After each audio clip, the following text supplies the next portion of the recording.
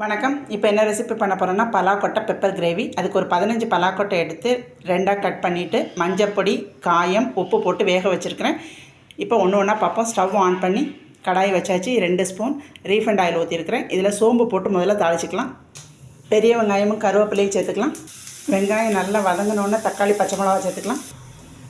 வெங்காயம் நல்லா வதங்கிருச்சு. இப்போ தக்காளி, பச்சை மிளகா சேர்த்துக்கலாம். நான் ஒரு வரமிளகா சேர்த்துருக்கேன். தக்காளி நல்லா வதங்கிருச்சு. இப்போ இஞ்சி பூண்டு நச்சு வச்சதை சேர்த்துக்கலாம்.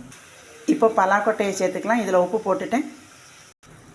இஞ்சி பூண்டு பச்சை வாடை போய் நல்லா கிரேவி பதத்துக்கு வரட்டும். தேங்காய் பூ சேர்த்துக்கலாம். மிளகுத்தூளும் மல்லித்தலையும் சேர்த்துக்கலாம். பலாக்கொட்டை பெப்பர் கிரேவி ரெடி.